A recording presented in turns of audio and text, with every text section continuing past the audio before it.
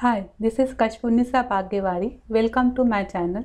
In this video, I am going to talk about Amazon S3 requester page. So we are on the fourth part of advanced setting with the requester page. So let's start. So let's see what is the agenda. In this video, we will see what is requester page buckets, how to configure requester page, how to use it, charge details, and we will have hands-on demo. So let's start with the first part. What is the requester page buckets?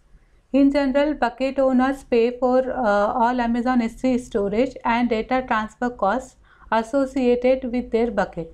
So in general, when you create any bucket in Amazon S3, so as a bucket owner, you are responsible for all data storage and data transfer charges. A bucket owner, however, can configure a bucket to be a requester page bucket. So this is an additional feature. So you can set your bucket as a requester page if you don't want to get charged for your request or your data transfer. With requester page bucket, the requester instead of the bucket owner pays the cost of the request and the data download from the bucket. So if you enable this feature, your requesters will get charged for the request and data download. The bucket owner always pays the cost of storing data. So bucket owner will responsible for storage cost, and requester will responsible to pay for your request and data download. Typically, you configure buckets to be requester page when you want to share data but not incur charges associated with others accessing the data. So this may be the use case. You might, for example, use requester page bucket when making available large data sets such as zip code directories, reference data, geospatial information, or web crawling data. So if you are having a huge amount of data and you are the bucket owner, so if you want to your user get paid for your all data download and request, so you can enable this feature. How to configure requester page? By default, the bucket is not a requester page bucket. So this feature will be disabled by default. You can configure a bucket for requester page by using Amazon S3 console. You can click on your bucket name, go to properties, and in properties you can select your requester page section, and you can click on the enable bucket and you can enable this feature. With the help of AWS SDK, suppose if you are using Java SDK, you can use this code Amazon S3.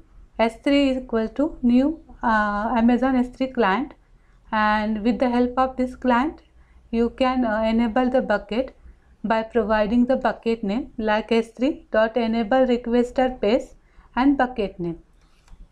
So you can enable this feature with the help of REST API also.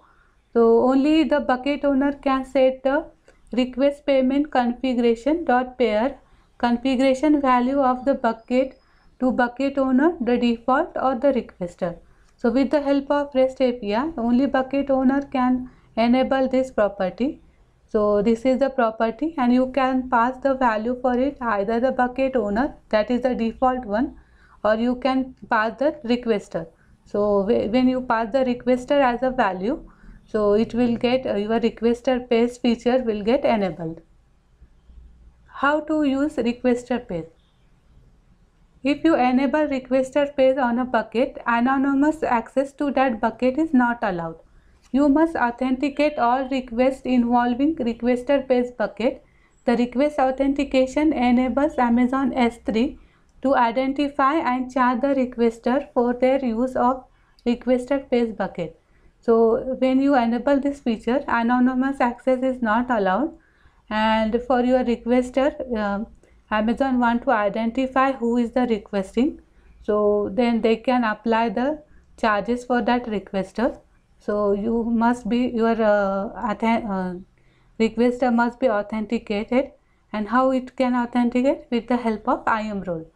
When the requester assumes IAM role prior to making their request, the account to which the role belongs is charged for the request. So in this way, AWS will identify your requester and he will get charged. After you configure a bucket to be a requester page bucket, requesters must include XAMZ request pair in their request, either in the header for post, get and head request, or as a parameter in a REST request to show that they understand that they will be charged for the request and the data download. So when any requester want to access your data, they must include XAMZ request pair in their request in either header or as a parameter in their REST API. So they will understand they are responsible for these charges. Requester pay buckets do not support the following: anonymous request, BitTorrent, SOAP request. You cannot use a requester page bucket as a target bucket for end user logging or vice versa. However, you can turn on end user logging on a requester page bucket where the target bucket is not a requester page bucket. Okay, in these cases, these are the use cases where pair bucket is not support. Charge details. So the charge for the successful requester page request is straightforward. The requester pays for the data transfer and the request, and the bucket owner pays for the data storage. So it is, if it's requester pays, the request is successful. In that case, we already see requester will be responsible. He will get charged for the data transfer and the request, and bucket owner will charge for the data storage. However, the bucket owner is charged for the request under the following condition: the requester does not include the parameter XAMZ request pair in the header of get, head and post, or a parameter of REST API. So if the requester is not passing this parameter, so in that case the bucket owner will get charged for the data download. Request authentication fail. So if Amazon is failed to authenticate that requester, if authentication request fail, in that case also bucket owner will get charged for that data download and for the request. The request is anonymous and the request is a SOAP request. So in last slide also we see these features are not supported by requester pay. So in this means that your requester pays feature is failed. In that case, bucket owner will get charged for the request and data transfer. So now we will have hands-on demo. So I am here on my S3 management console. This is my bucket. So I am going to show how you can enable requester page feature. You can go to properties tab, and in advanced setting you can see here the requester page.